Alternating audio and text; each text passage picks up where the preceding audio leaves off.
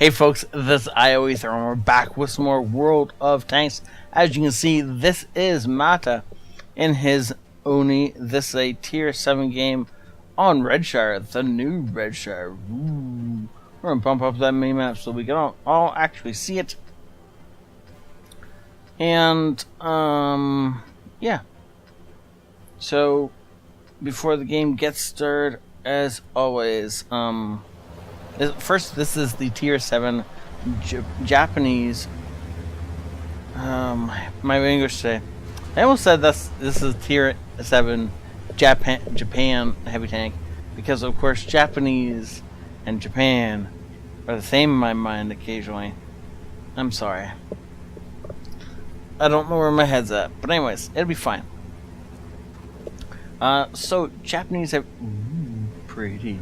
But anyways, this thing is a beast if you can not get shot in the sides. Basically, this part here is very, very vulnerable to being shot. Not so much down here because that's actually spaced armor front tracks. So that will actually most likely bounce, assuming it's lower caliber. And of course, the front, you have these giant weak spots that just sit here and don't do anything. And so, yeah. When people want to kill this thing, that's what they're going to shoot at. However, if you get people who don't realize or who are firing quickly, then you might be able to get away with it. One other thing to note, these spots here, when an Oni is side scraping, these flatten out to the perfect angle to just punch a shot right through them. Assuming you have some nice ammo loaded that can actually pen the front of an Oni when it's flat. But before we get started, as always, if you think this deserves an MVP for the week, MVP is of course 500 gold to the player with the most likes on their video, then please hit the like button. If you think, we're gonna pause this for a second. If you want to see more of this kind of content, please subscribe. And all things, please thank the patrons. Without them, I would not be able to do such awesome stuff as the MVPs. So he's got a ton of HE. He's got it loaded up, and he's just gonna roll around this corner and make some poor guy's day. There we go. Right into the side of that T-150. Unfortunately, not really had his day made. I'm sorry. I'm tired. Apparently, more tired than I thought it was. I wasn't really hoping that shot would do something other than just, 300 damage, but still, 300 damage is nothing to scoff at. Now, if the ARL isn't really careful, yeah, it's going to do a little bit more than 300 damage. And that's because HE hitting armor the amount of damage is proportionate to how thick the armor is. So if the armor you're shooting at is quite thin, you can do a lot of damage. That's why when you're shooting HE from big guns like this, you want to aim onto like the tops of turrets or the tops of engine decks, because as much as there might not be a lot there, if you can connect solidly with that location, then the HE will basically boom outwards, and it'll go, hey look, there's nothing but 30mm armor here, and you just do a ton of damage to their engine deck, or to the top of their tank, kill their gunner, rotor, commander, all that good stuff. That's why sometimes you want to shoot for cupolas. If you can't hit the cupola, or if there might be some other part of the top of the tank. Oh, good lord, the sticking up. Or engine decks are great because most people have something like this sticking on the top of their engine deck.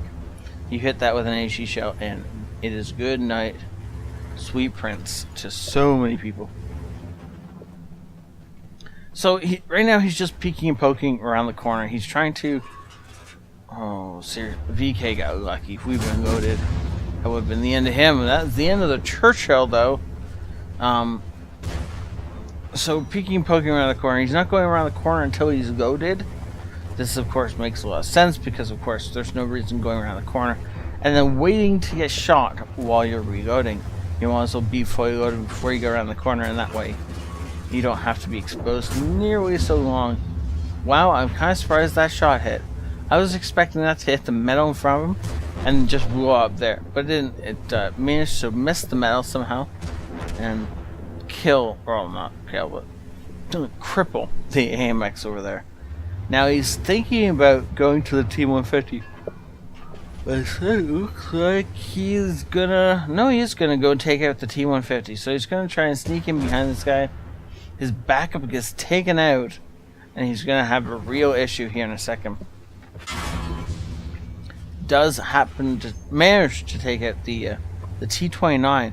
With the T29 dead, that is gonna make this a lot harder on this poor T150 to survive this encounter. KV2 coming over the ridgeline on our side. KV2 is gonna shoot.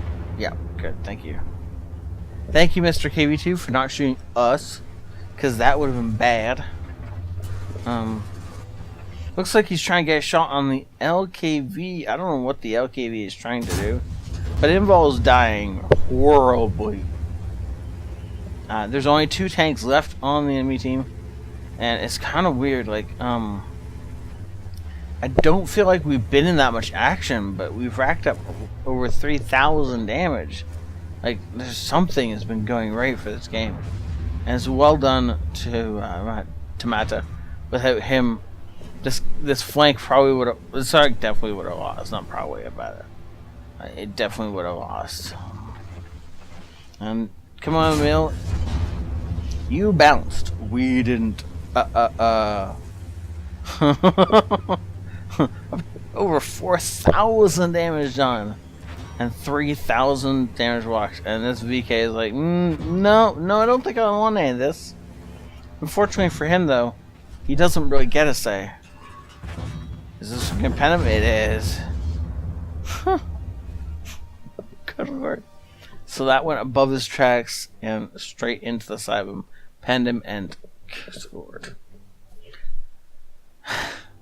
Almost 5,000 damage done and 3,000 spotting. Oh, wow. Good job, sir. Thank you so much, and we're going to jump over and see what your battle results are. Wow. That was an ace tanker, but not only that, that was also a mark of excellence. Well done. Bruiser, Duelist, Fighter, Fire for Effect, Showproof, Steel Wall, and High Caliber. Wow.